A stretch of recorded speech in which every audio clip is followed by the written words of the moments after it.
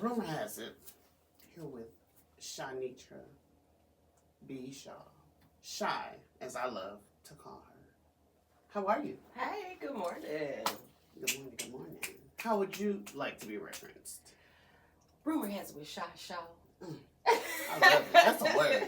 That is a word. I absolutely love it. I told y'all I found somebody to interview me, so it is going down. Tap that screen and share the live. Subscribe if you haven't already, but I have a feeling you already have. Yes. So now it gets deep. Let's get into Rumor Has It with Shy. And then we gotta play the theme song. That's what I forgot to put on for us. So let's get this theme song going. We gotta have that. Because without it, there would be no Rumor Has It. Yeah, we cannot go forward without a theme song. Hey.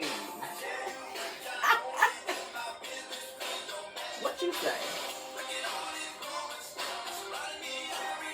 When's the last time you heard that on for real? Instead of when y'all hear my podcast. It's been a while. Prior to just that, your podcast is the last time. Because other than that, it would probably be a party or something to that. Or some people do memes now. Because, we always had the greatest music. Yeah, we really did. Oh, my goodness. Do, actually. Still do. Yes. Nobody can even touch our era. Mm-hmm. These new artists don't even have a clue. Mm-hmm. But no, this when I tell y'all, like, for real, this was a download. This was truly divine, because Rumor has it, Usually, when Rumor has it, usually they have it wrong. Rarely are the rumors correct. I like it. And oftentimes, something may start out correct. Okay. And then by the time it gets passed around, it is not even how it started, what happened, or who it was with. So for me, Marquita, I love to talk directly to the person. Yes, get it from the horse's mouth. How about that? Wherever the rumor came from, rumor has it. So I'm going to get with the person that started it all and who has the rumor. Let's get into it. Hey, yes, I love it. Let's get into it. Yes. Thank you so very much. I greatly appreciate you for taking the time to share with me in my space. So I really appreciate it. And I can't wait to interview you. I'm honored. So I'm looking forward to it. I'm truly honored. This young lady, I have been wanting, waiting, and excited to do this. She is so amazing. Everything that she stands for, just her story. And you know what? Tell us a little bit. Give us a little bit about your story. Give us a little background, if you will. I know we're going to get to the questions, but just a little background for anyone that just started today. Okay. So for anyone that just started today who do not know who I am, my name is Shanitra Buchanan Shaw. I am the proud owner of 25/8 Resources, which is a financial service company. Financial services. We're everything one stop financial that you can think of that is insurance. A lot of people don't think of insurance being financial services, but it is, because insurance is not just about death, right? There's more things that people can do with it. Definitely a leg up to building generational wealth and legacy building. Taxes for sure. I've been a professional tax preparer for 3 years now. This will be my third year. I've always done, behind the scenes for my family, myself. But professionally, I took a leap of faith before I retired out of the medical field, which I've been a certified medical assistant for over 20 years. So I let that go. All right. And I do want to pin that for a second as I do go on through my bio. The reason why I want to pin that for a second is because the gala's theme for this year, 2026, is going to be to recognize medical professionals, right?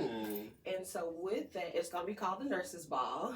So with that being said, as a medical assistant, being in the medical industry, you can face some prejudices, Mm-hmm, right? mm-hmm. And those prejudices could come from your BSNs and your RNs and your LVNs. Back when I first started, anyway, which I said over 20 years ago, they were very territorial. Looked at a medical assistant, like a CNA, and I don't understand why people think CNAs are less than. As a medical assistant, the same thought of as less than when we actually get the job done. Do the most work. We do the most work. Mm-hmm. We were trained to do exactly what the RNs do, what the LVNs do, in a micro period of time. You guys have had a whole 2 to 4 years to go learn what you learned, but I can only learn it in 4 to 6, maybe 8 weeks, right? So if that can speak to the testament of the mindset, then I don't think that there should be any disparities between a medical assistant and a CNA. So I wanted to pin that because I faced some prejudices coming up in that role years ago. So to all you RNs out there, hats off to you. Glad you finished school, but we can do the same job, right? So outside of that, I do have my nonprofit, which is Humbly Committed. And all these things were really developed around COVID. We were on the shutdown, a lot of manifesting, a lot of praying, hey, and that's why we're here. The rumor has it. But other than that, I am a honored mother of 5. I have 2 of my own, but 3 bonus children with my phenomenal husband, Mr. Shaw. And so I'm a alumni of Long Beach High School, 98. Okay. But born and raised in Gilmer, Texas. So that is where my roots are, Gilmer, Texas, New Diana. And I'm grateful to be a country girl. Grateful to have been grown up to be a tomboy. My sisters and brothers were already gone, and I was the only kid at the house. So my neighbor, which was my cousin, and my other cousin that lived down the street, they were all boys. So I was the only girl. But grateful for that. I spent a lot of time with my grandmother, my paternal grandmother, which is my father's mother, and I began to call her mom. So I really, really miss her a whole lot, and I just think fondly about the memories that we shared and the things that she poured into me. I'm a daddy's girl, So shout out to Odell. I know that's right. I know and that's LB, right. Miss Linda, okay? I'm a grandparents' baby too. Had it not been for them, Mm-hmm. my parents for sure. Had it not been for them, I would not be here. But rest in peace, my grandmother Sadelia. And this year was it? I was talking to somebody, and it was where we are right now.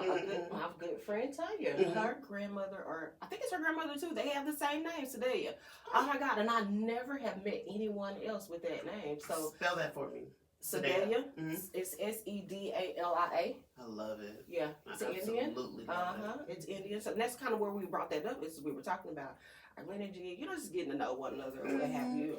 And so that was a topic of conversation. But anyways, that is my background. I do have my college experience, of course, through TJC, Jarvis. I'm hoping to finish this last year and obtain my bachelor's degree. And that's just from a personal thing, just I started it. And we'll kind of get off into those questions. I'll be able to answer that to you. But I started it and I put it down. So I got one more year. Life happened. One more year. I've already kind of got that on my vision board, so we'll be able to knock that out this year. Yes, and I believe you will knock that out. You've done so many other phenomenal things. Everything that I need a pen and a piece of paper to keep up. I'm just saying. But you've done so many things, so I know that's just something that's going to so be added many to just it. bobbling around in there, and I'm just waiting for the appointed time to meet the appointed people, such as beautiful people like yourself, you know what I'm saying, to help me pull off these things that are bobbling here in my mind. Definitely appreciative of the work that you do and you guys at Social Works. Yes. Building that bridge. So that's a bridge that I definitely will be on with you guys. Yes. Tapping into my mental health because that is very, very important to me. Very important to everyone. Yeah, really and truly. And that's the message too at the same time. Kind of a basis why Rumor Has It was almost created, to debunk those rumors about myself that was kind of floating around in the community that I wanted to debunk through my guests would allow me to just kind of drop little breadcrumbs, about my story, where I've been and where I come from. So the rumor has it was really, in my mind and my heart, a platform for myself. As an outlet, as I interview my guests. Right. One, relatability. Right. Because we all have a story. And do. But I had heard some outlandish rumors about myself. Yeah. So let's address, we are still going to go with our questions, but I love to follow what is on your heart. Yes. So it sounds as if something is on your heart right now. So I would love, if you don't mind, to address that. So you were saying that the mental health portion is what has started, and someone, whatever has happened, you have realized rumor had it. Hey, what you so say? let's kind of clear that up, because I love. Let me say this. I love clearing up. That's why I said, if you're gonna talk to somebody, talk to the person where it happened. You better. So we can clear all of the rumors up and get straight to business. I heard that I was crazy. I heard that, literally I was crazy. I was off my rockers. I've heard that I've slept with women. I've heard that I've been on drugs, like heavy bad drugs. Girl, I've heard a whole lot of things that just were rumors, honestly. Like, just were rumors. And you hear it coming from the horse's mouth. It came from a very vindictive person that set that tone just based on their affiliations with family, friends, constituents, whatever confidence that they may have felt, I guess, within the Longview area. And of course, me not being from the Longview area, not born and raised, so I didn't get a chance to go through elementary there. So I don't know who knows who, right? I don't know the family dynamics of everyone.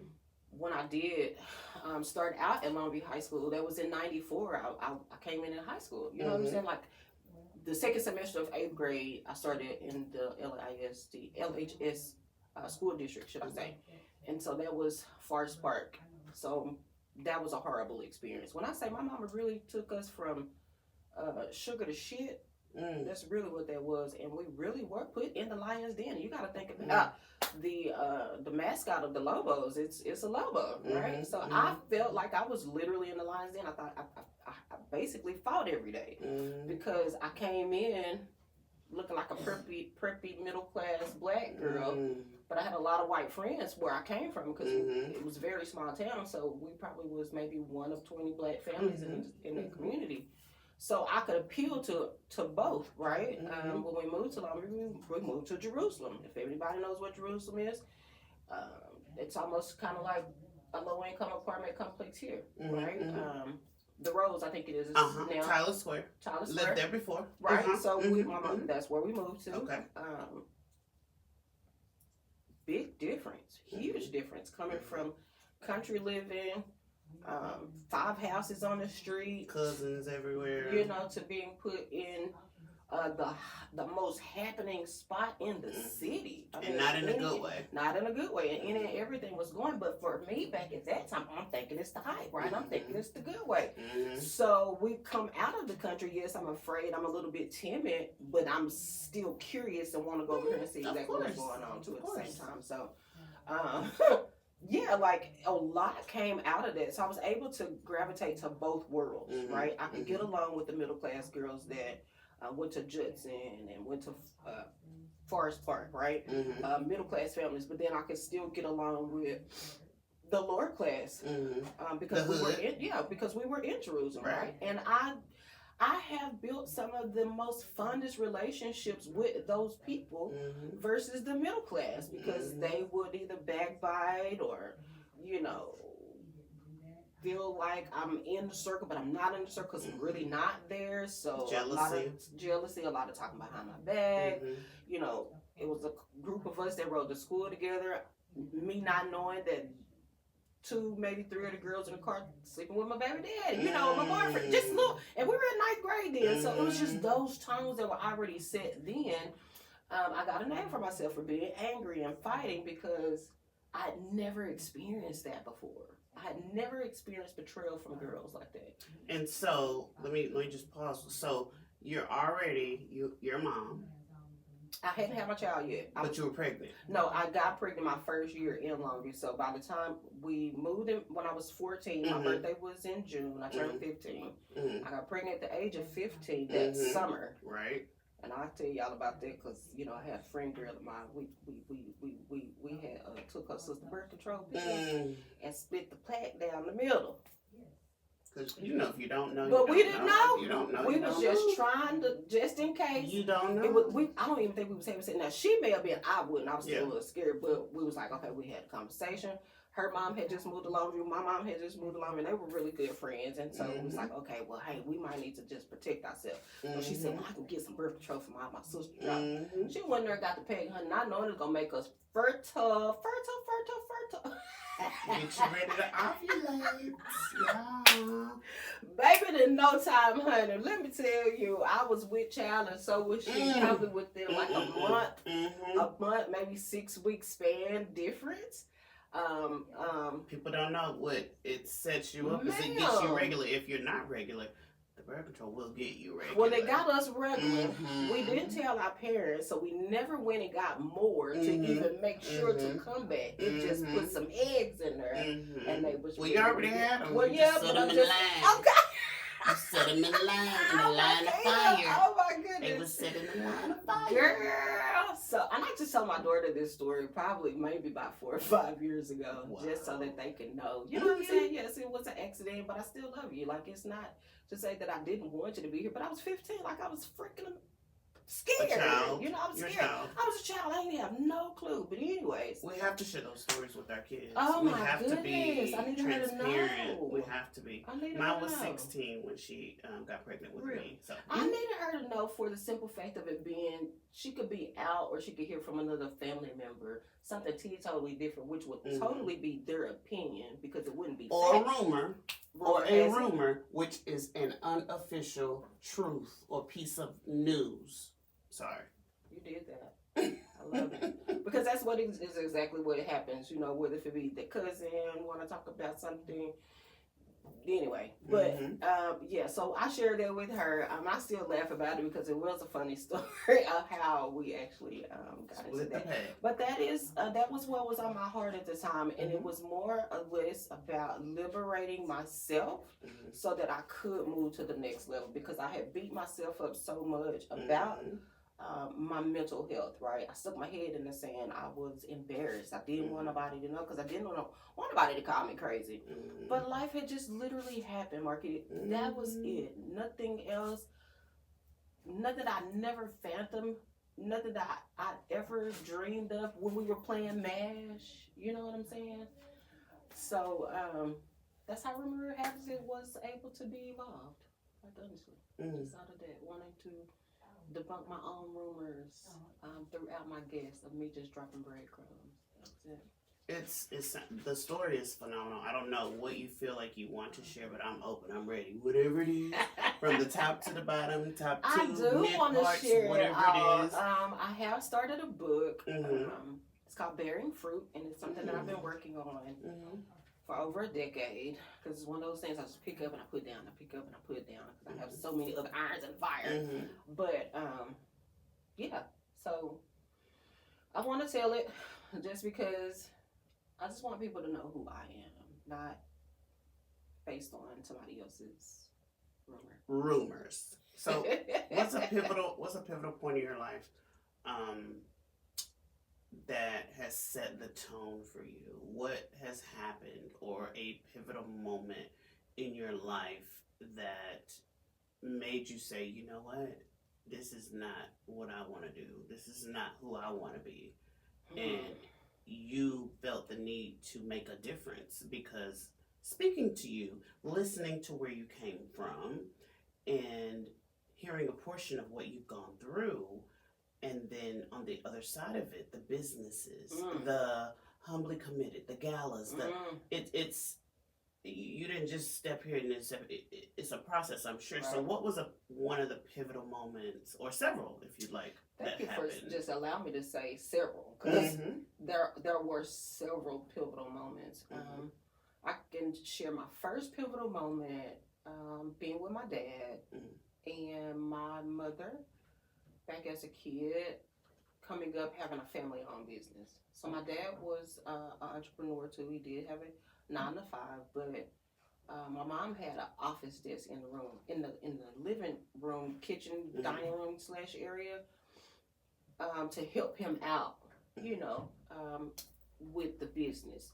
Now, on my mom's side of the family, there are a lot of entrepreneurs. So I was already raised up in that environment of farmers, doctors, lawyers, entrepreneurs. My grandfather had his own business for all the years I've ever known him to be alive. He was in asphalt business for over 50-something years, very, very prominent there.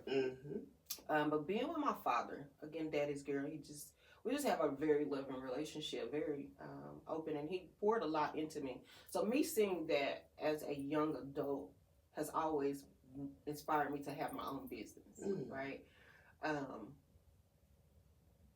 That was one pivotal moment. The second pivotal moment was me being a teen mom. And that was to become a statistic. Make sure I graduate high school, get a college degree with some college education, whatever that looks like, so that I could be able to have a career, but with the mindset of still wanting to own my own business in the back of my mind. So I always tell people there was 2 things that I wanted to be when I grew up, and that was a teacher or a lawyer, right? Love that. And if I wasn't going to be a teacher, I wanted to own a daycare or do hair. That was just one of my things. Like, I love people, and I like to make people feel good. I don't know. And I think I've mastered the art of getting people together, too. So that's another one of my things. So that second pivotal moment was me being a teen mom.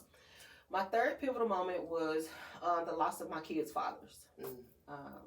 That was really the biggest pivotal moment that I can speak to, probably in the last 2 decades, that made the difference of where I am right now and how I got to here.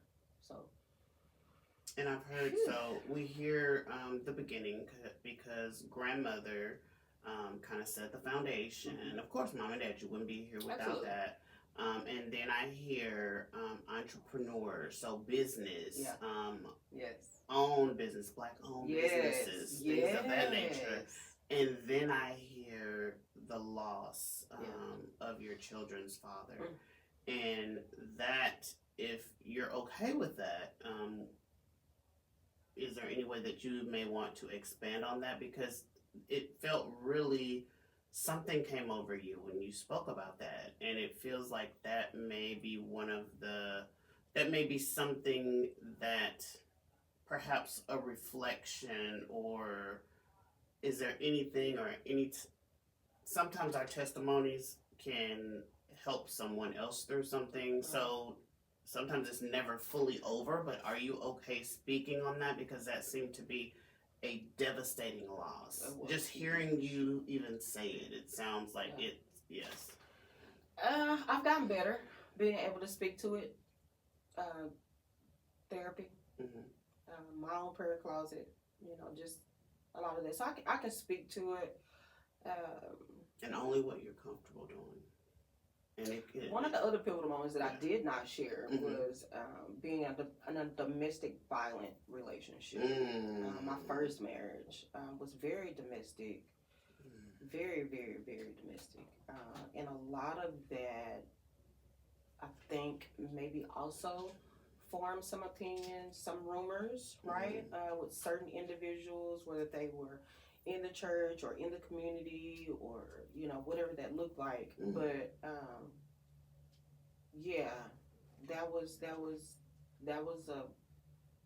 that was a very, very challenging period of time. It was like I grew up praying that, and just to kind of scroll back some, right, my family, we dealt with domestic violence, right, at home. So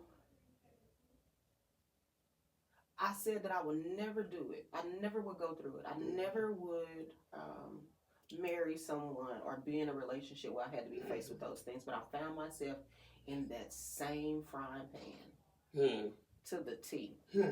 And I thought that he was heaven sent because his birthday was a day difference from my daddy's. You know, so I'm looking for those daddy qualities to a certain degree, thinking that he's going to treat me like, and he did to a certain extent, but it came with conditions, manipulation, domination. Okay. That pivotal moment definitely made me feel like there was some things that I would never do, never go back to. Okay. But as far as the loss of the kid's dad, it wasn't the fact that I was in love with them. It wasn't the fact that we had a relationship or anything like that. It was like, why me? God, why me? How did I get here? How did you allow me to have children only for them to be taken away? Like, those were some of my questions. Those were the battles that I had there in that, because it happened in such a short period of time that they were deceased. So we're talking about in less than a year. You know, well, you're saying that one, your child, both of them, I lost both of them within a year's time. One went into a diabetic coma, didn't wake up, and the other one was murdered. Yeah. And okay. People don't understand that. Okay. And that's where my mental health comes into play yet. And I'm so much stronger now. So thank you. And I'm trying not to, And we can pause at any point. I just have gotten better with it. I used to could not talk about it at all without crying or just not even want to share. But again, that is how rumor has it was evolved so that I would have the ability to drop those breadcrumbs until you came along. Thank you. I'm all in my feelings right now. And I know. I want to just commend you and share so much love with you because you. I heard you lost your children's father, and that was a pivotal moment. However, I learned that you lost your babies, and so those two things may have been tied together somehow. Were those his children that were lost? No. My kids are alive. It's their fathers. Oh, I thought you said that you lost them. No, neither one of them have a father. Oh, gosh. So both of their fathers passed. Both. Okay. So that's what I'm saying. How did I get here? I may need to take another break. I may need to take a break because I thought that's it was heavy. the babies. I thought it was the babies. That's it's heavy. Still that's heavy. A lot. It's still heavy because it's each of their. You are a single parent at this point. Single parent, 35 years old. I'm a 5-year planner. So I just was like in a midlife crisis. I felt like this was the midlife crisis for me. Yes, I had suicidal tendencies because I was like, God, I don't even want to be here. I don't want to deal with this. If you took them, take me too.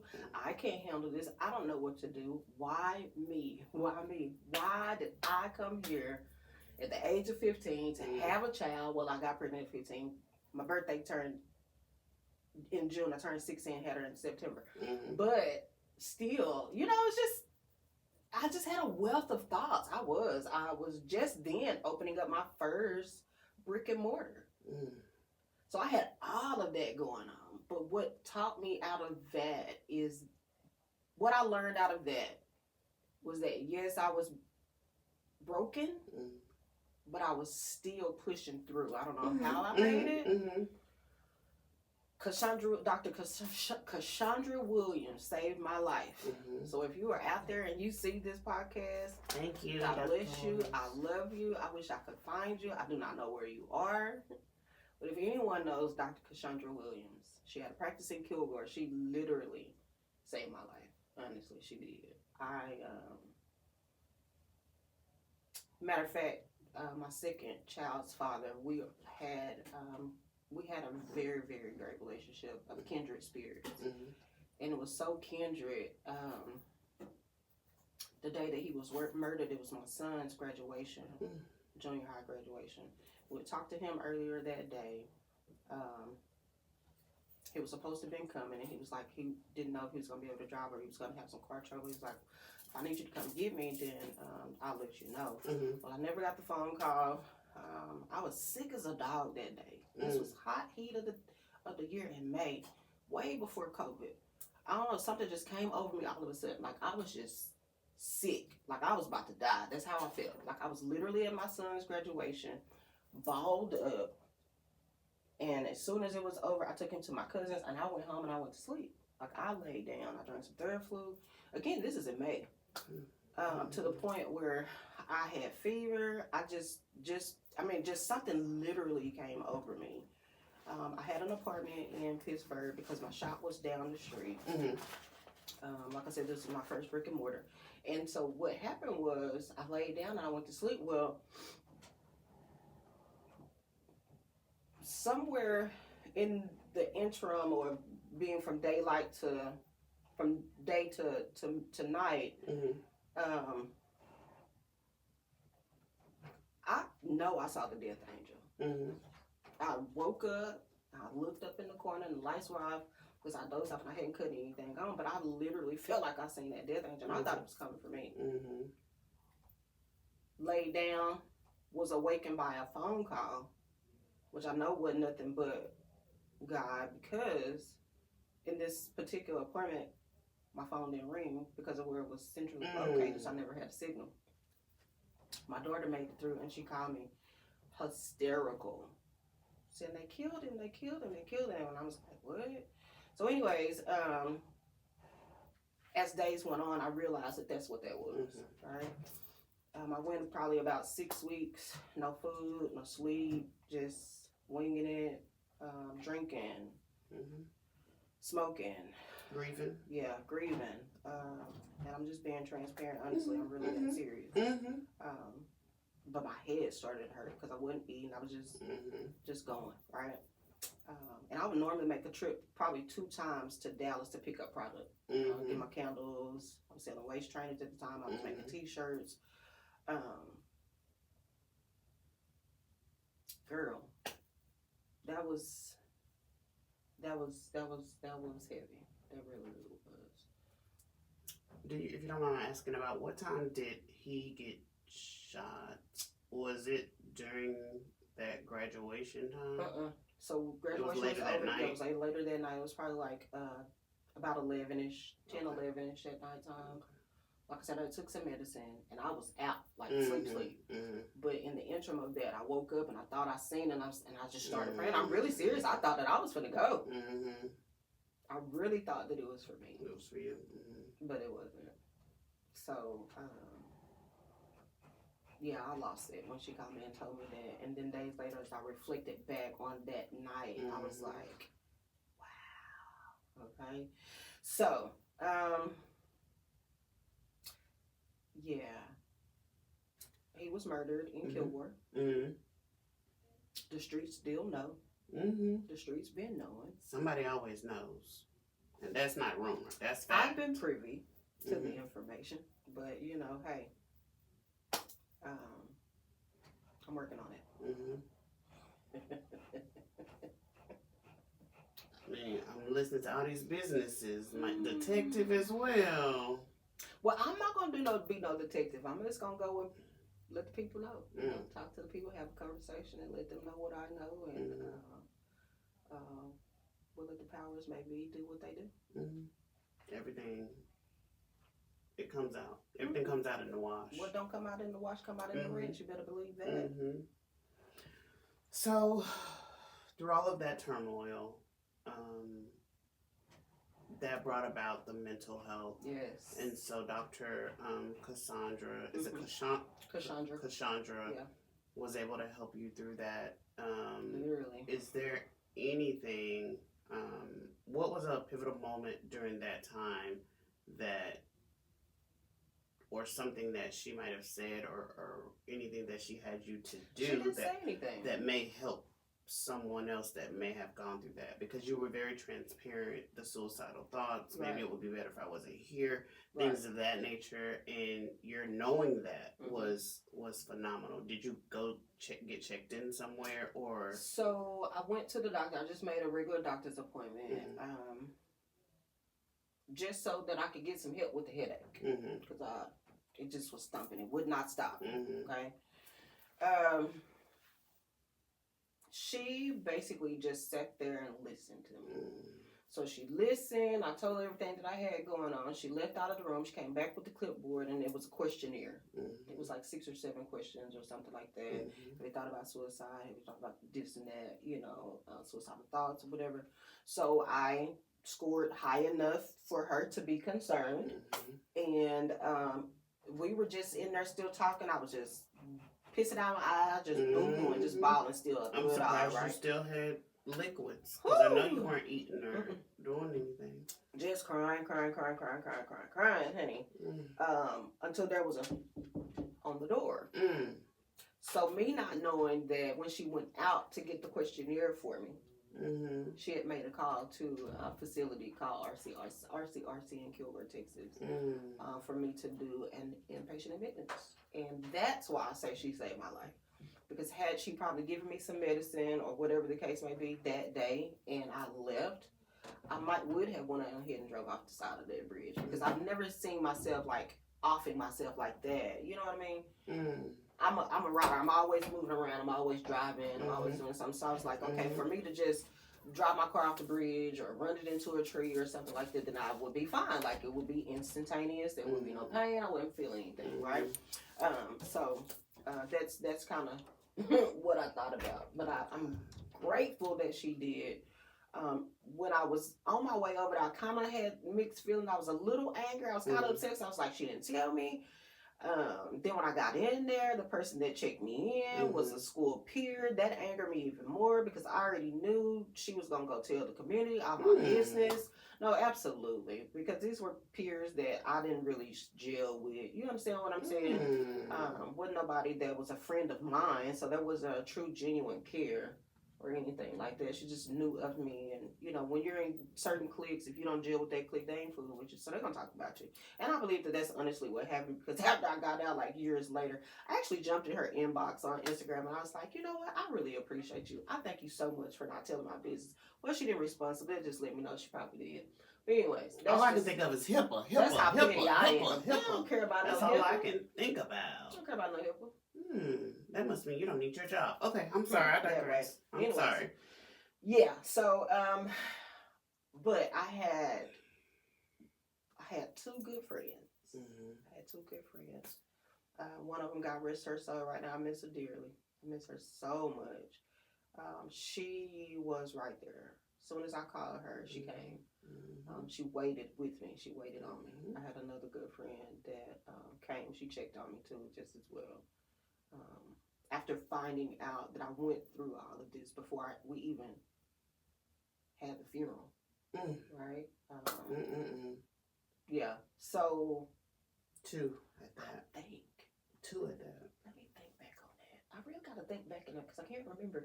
It may have been after the funeral. Well, you probably I forget what I call this.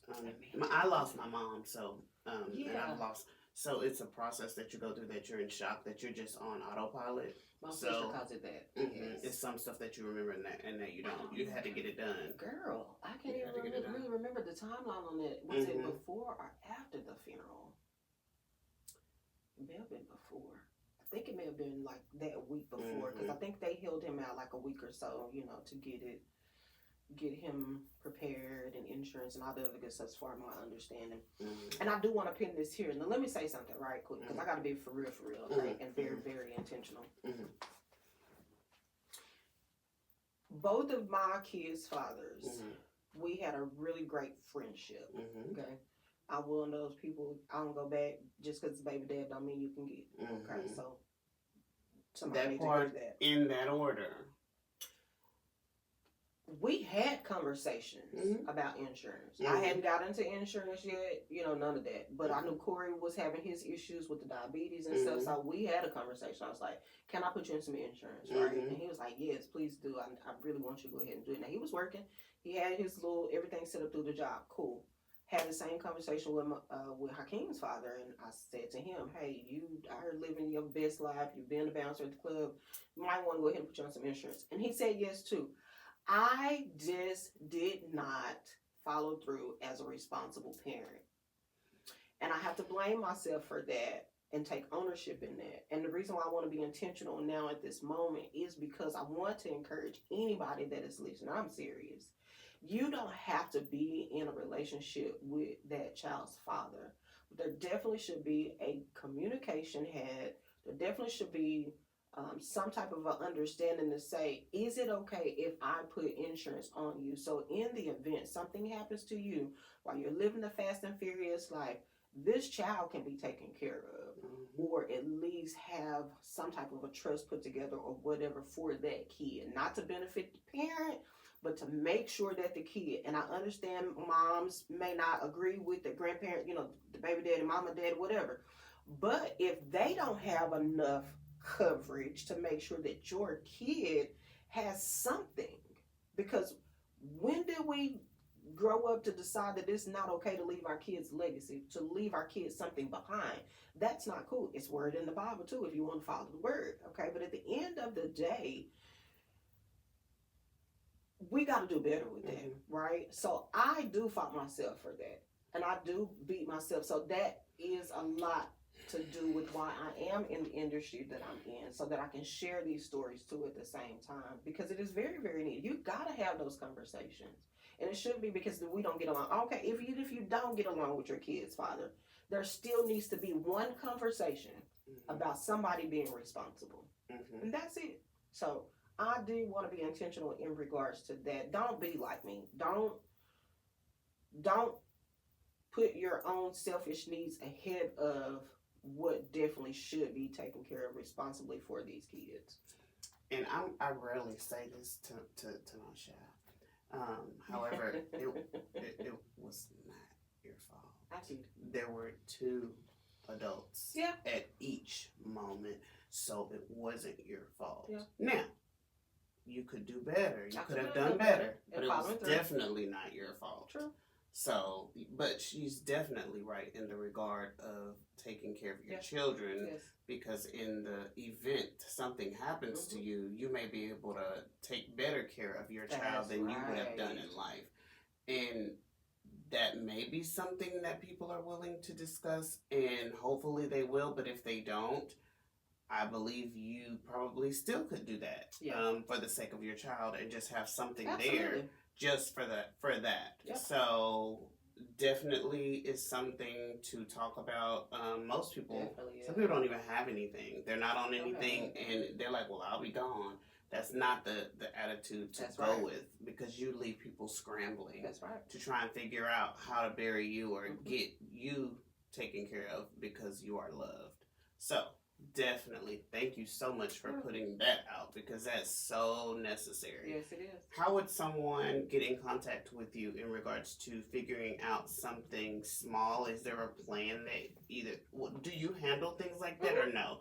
Okay, so in the event someone would like to do something like that, how would we go about reaching out to you? And I call her financial service excellence. Financial service excellence. Okay. But how would we be able to get the information that we need in regards to that? Of course, quotes are always free. You can DM me on social media, 25A Resources LLC, or you can visit the website, www.258, the numbers, 258resources.com, and schedule a consult. We can give you a quote via phone. I can do it over the internet. We do Zoom during Zoom. I like to do Zoom opportunities. Just so they kind of make it a little bit more personal, so they can actually see so the client can see who they're dealing with. But those are the ways to get in contact, and it's really, really simple and easy. I have a plethora of carriers that I can use, so very affordable options too, just as well. And most of them are non-medical, so you don't have to worry about doing a medical exam or anything like that. But you can get $20,000, $25,000 worth of coverage for less than $70 a month.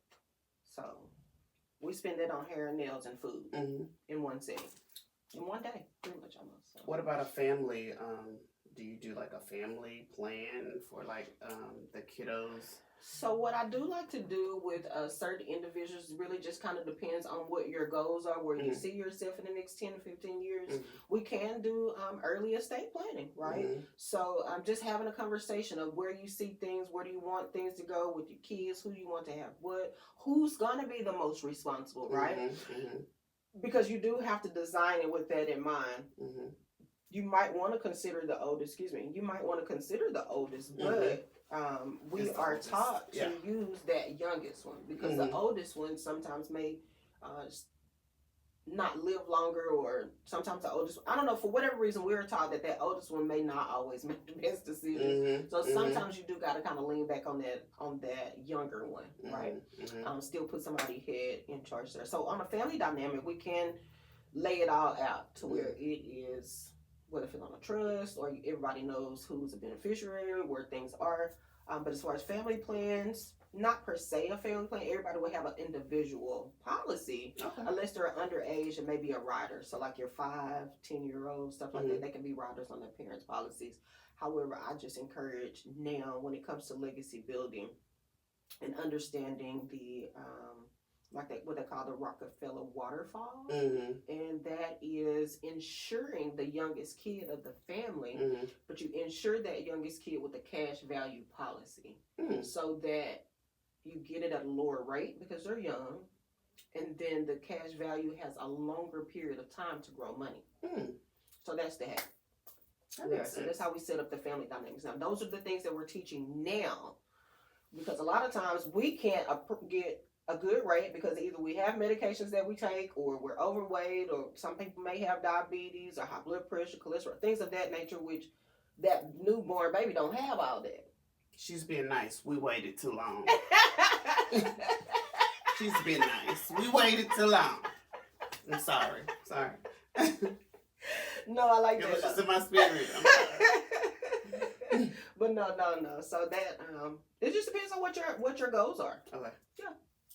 Perfect. I'm fix it out for you. I'm a notary too. So when I say everything's one-stop shop, honey, you come to 25A Resources. You don't have to leave out and go do nothing. Well, one of the best things I heard with Miss Shaw was when one of her organizations, they were teaching financial excellence to young people. That was or is phenomenal. I'm waiting for the next one to put my baby in it, and then the grown adult baby too. I might even go. So do you have a moment to speak on that? Yes. So my nonprofit is called Humbly Committed. That nonprofit was originally downloaded to me about young Black males. Okay.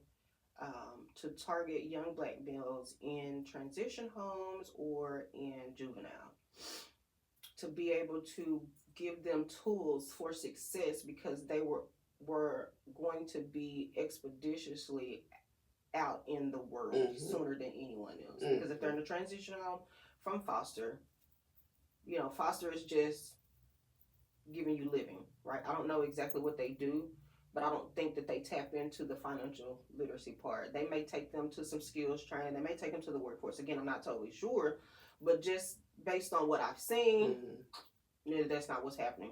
I mean, I had a dream. It woke me up out of my sleep, like literally. This is again during COVID, because I was wondering who was caring for those children. If we were on lockdown and their parents couldn't go and see them, Christmas went by, birthdays went by, holidays, all those things, right? So I went to bed many a nights thinking about them, and maybe that's where the dream came from. So Humbly Committed was really designed to target Black males, to help them be inspired, be motivated, give them some skills so that they could get back to the head of the table, because dynamically we have our family dynamics have been destroyed by the lack of that Black man being at the head of the table. Yes. And us, INDEP, all that, brainwashed into something else. We ain't supposed to be this strong, having to do all this stuff. It's not what we were designed to do, right? So all of that was just a contemplation. So Humbly Committed was born. And again, it was designed to get in front of these kids over the alternative campus and transition schools and give them the opportunity to say, hey, let me give you a skill. Because being able to count back change is a vital skill that definitely can equip the person to go get a job that same day. So with the money camps, we came over to Tyler because I love networking in Tyler. Myself and my other business partner affiliate, her name is Chrisanda. And so me and Chris, we hooked up and we came over here and we did a Black Expo. It was a small business expo at the Class Recreation Center. And I bumped back into Clarence Shackelford and Stanley Coffer. I had never met Stanley, have always heard about him, but I bumped back into Clarence because I was over here fellowship and going to church at a certain one time. So he was like, okay, good to see you. And I said one thing to him. And after I pitched Humbly Committed, and I told him all about it and what we were doing financial services, he said, well, I need you to go see somebody. He said, so if you get a chance to go over there, go talk to Miss Gloria at the African American Museum. He said, you need to go see her. And he said, well, what else do you need from me? I said, exposure. I said, I need exposure. That's what God gave me. I need help with exposure. And shout out to you, Shaq. He's done that. He's helped me get as much exposure. He's always dropping breadcrumbs. Great mentor. If you have not been to the Texas African American Museum here in Tyler, Texas, that is definitely a place you should go. I have to go. I've not been.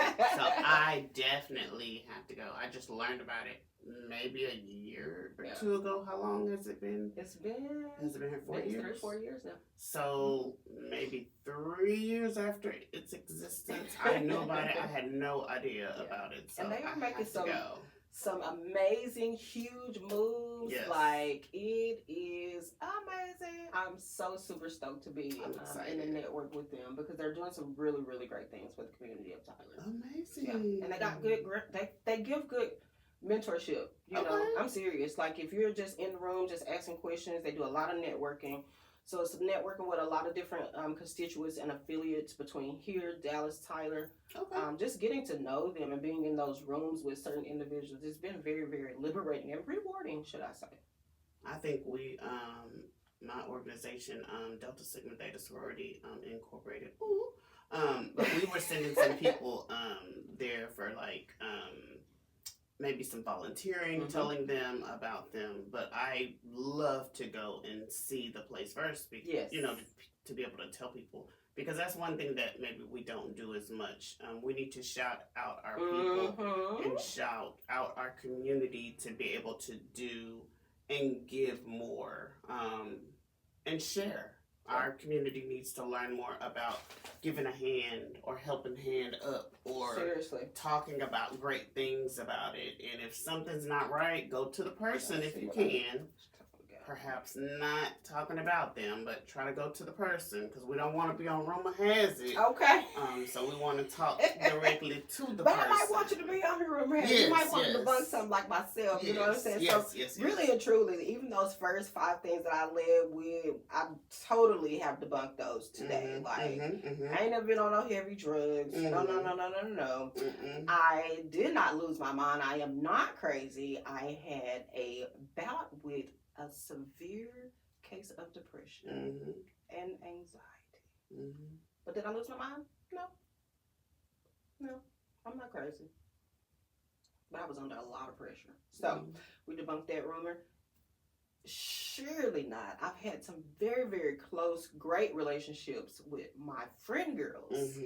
We have not been in any type of a relationship besides that. But everybody does that. If you're in a relationship, nobody always agrees about anything. And if you do, they're probably not your friend. Girl. But I'm talking about to the extent of them saying that I was a lesbian and just all that. And it was just crazy, girl. It was. I have not known you long, but I truly believe that if you had something to say, you would say it. That's just, that's what I get out of it. So you have always been upfront and straightforward. I like to be. And so then, So how you gonna know who you're dealing with if I'm not? breaking misconception and disparities. How to break the rumor that has it. First of all, don't start it. Don't take the bone and run with it. Let's spin that. And you can always ask the person about it. Yes, you should. Instead of taking something and going to deliver it. Somebody said, come on girl, let's be honest about something and talk, and you don't went and told somebody that they are a lesbian.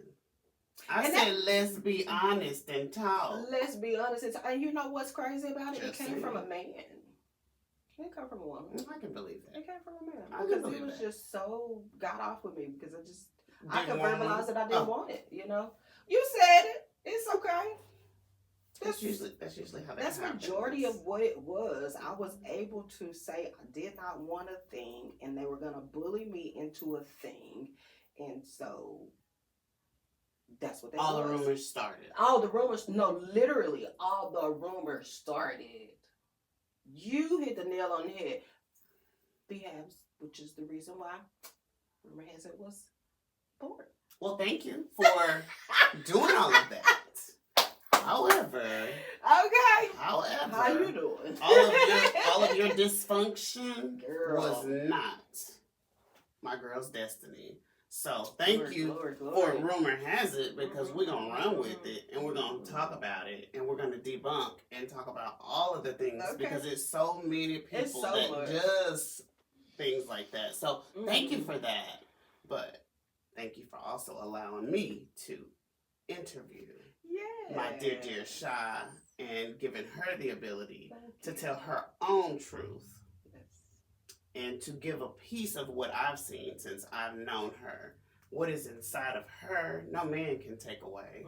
God gave it to her. So what God gives you, no one else can take that from you. Thank you. So for those that have tried, you need to take that up with the Lord. You have to go some higher than that. We have nothing to do with it. Yes. But we thank you for an opportunity. We thank you for coming in, tuning in, and subscribing and liking, please. And keep on tuning in to Rumor Has It. Yes. You know, we love to debunk. We love to tell the truth. All we're gonna do. Come on and ask us. We're ready. But before we do go, I do want to let everyone know about some events that are coming up. So today, actually, which is January the 15th. So this may air later today, may not be on time, but every 8 weeks I host a Power and Unity Business Mixer. These are free business networking mixers. All I ask is that the participants come out, bring their cards, bring their brochures, and good vibes. And just come to get in the room and network and celebrate who you are as a business owner and just love on some other fun people and maybe learn something. So dynamically, about this particular networking group, we are going to expound on giving someone a skill now going forward. So we'll have like a 15-minute little icebreaker or training type of a session. So you leave with something, not besides, you know, a little snack and a good vibe. You actually leave with a skill that may help enhance your business that you've learned, right? So we're going to start incorporating that. I've linked up with Toastmasters, with the Longview chapter. So we're really trying to expound on giving people more of the opportunity to work on their public speaking, really just developing that, right? So that's what really Toastmasters is. It's another public speaking training form outside of college. So every 8 weeks we do that between Tyler and Longview. If you desire to be a host for these networking mixes, please don't hesitate to reach out to me. We would love for your location to host an event. And then that way that gives you exposure, bringing more brand exposure to Power and Unity just as well. And then opening up your network market. Not to mention this weekend, we got MLK events. So there are a lot of events going on. One for sure that I know that I will be at will be Friday, Longview Community Center, the jazz concert. I will be there. Yes, I know that's going to be fun. I went last year. And Lodi, kudos. I hope he's there this year too, just as well. But they did a phenomenal job last year. So I'm looking forward. Something kind of grown and sexy. You know what I mean? We got a chance to go get dressed up and go out and hang out. So a lot of those events are going to start Friday. Through the weekend. I can't tell you it's going to be cold if I'm going to make the parade. So, I'll see y'all at the church. But besides that, Let's see what else we have. I am going to start some financial service workshops, you might call it. Really not maybe financial services, but more entrepreneur, right? So if you're an entrepreneur or a business professional, you may be the CEO or the CFO of an entity that you work for. You could be an executive director, or you could just be in professional development, like something in reference to you being in front of people. So these workshops will be like over the course of 5 weeks that I'll offer it. And it may be on who are you in your business? What's your pitch? Do you have your agreements? What legal agreements do you need, right? Or do you have all these things in place so you can come into these workshops? They're not going to be free. But you'll be able to come into these $27 workshops for an hour and a half max, okay? $27 workshops that can actually give you some type of a skill in your business profession, or whatever your scope is, that can just kind of take you to the next level, or maybe something that you were missing, right? So these workshops are going to be tailored to that. So I'm going to launch that in February. Of course, we are definitely always trying to network and solicit for the gala. So stay tuned for the gala. Humbly committed. Those events in reference to the gala, the money camps will start running in June and July. And I only do those in the summer because kids are out of school. I don't have to worry about them being tied to any sports or anything like that. So those Saturday mornings are kind of dedicated for us to teach our kids all about money and take it to the bank, give them a little bit of money, right? I love that. So those will be starting in June and July. But let me back up just a little bit. We have a newer initiative that we're working on. I'm so glad that we are able to work on it. And Social Works is going to be a part of that collaboration. May 2026, May the 9th, Longview, Texas, is going to be Mental Health Awareness Day.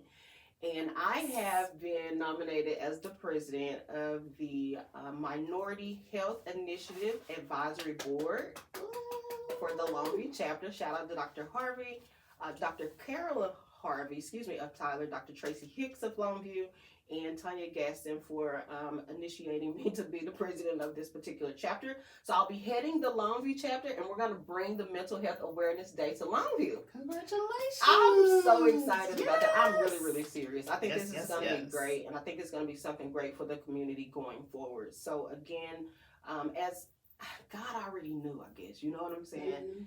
That this was just going to be a part of the story, because these events dealing with mental health, the more I work with you guys, the more I come into contact with other social services, has really, really helped liberate me, right? And given me more confidence.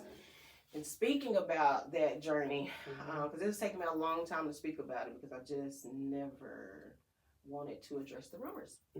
And the stigmas usually, that you're weak if you have to talk about it, or just because I had a nervous breakdown, because I had depression, like that part.